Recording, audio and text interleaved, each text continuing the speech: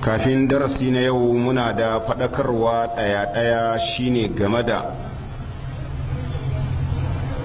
jahiltar addini da ya kai wasu 'yan uwa daga cikin musulmi sukan ma junansu barka da kamawar sabuwar shekara, wannan shekara ta kiristanci.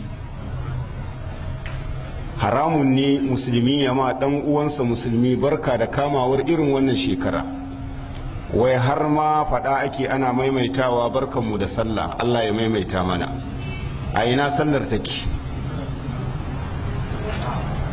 Sallah biyu kaɗai muke da su a tsawon shekara, sallah ta azumi da sallah ta layya. Waɗannan idi guda biyu su ne wanda Allah ya zaɓa mana. Mumini ko ya zama wajibi a kan shi ya wadatu da abin da Ubangiji subhanahu wa ta'ala ya wadatar da shi.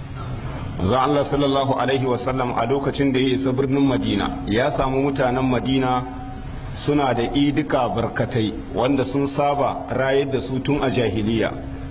Manzon Allah sallallahu alaihi wasallama yake cewa ku san da cewa Allah ya canza muku da wasu ranaku guda biyu, shine idin layya da idin azumi. Shi kuma ka'ida kamar yadda malamai suka faɗa, idan aka canji wani abu to shi wanda aka canza dole ya kauce, idan canjin shi ya zo dole ya kauce.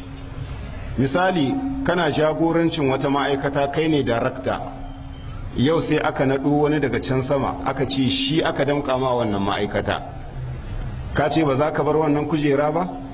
Yana zawa dole kai za ka gushe shi ya maye gurbe. To don haka da shi canji da wanda aka canza ba sa haɗuwa a lokaci guda, ba sa haɗuwa. Don haka da ya ce Allah ya canza muku da wasu ranaku guda biyu, wannan yana tabbatar mana duk wani idi saɓanin waɗannan idika guda biyu haramun ne a matsayin mu musulmi mu rike su a matsayin idi.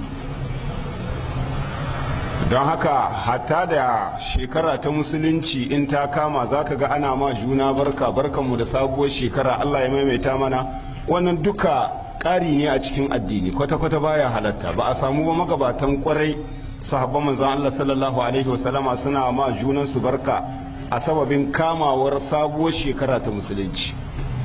Barka da juna ya taƙaita ne a sallar idi ta azumi da idi wanda yake na layya, na cewa Allah ya maimaita mana, Allah ya karɓi ayyukanmu na ƙwarai, ya gafarta mana zunubanmu, kamar yadda magabatan ƙwarai sukan ma junansu taqabbalallahu minna wa minkum.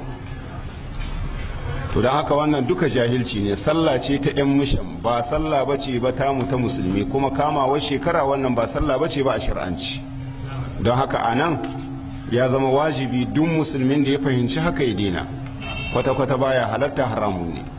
Domin yin haka wani nuna so ne da ƙauna ga su arna, wanda duk abin da zai nuna akwai so da ƙauna ga arni haramun ne a matsayinmu na musulmi.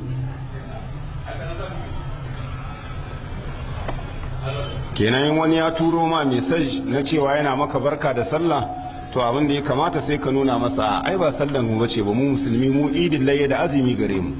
Ka nuna masa wannan sallah ba ta musulmi bace ba, sallah ce ta arna, wanda kuma bai dace ba mu musulmi mu yi kamantacceniya da su.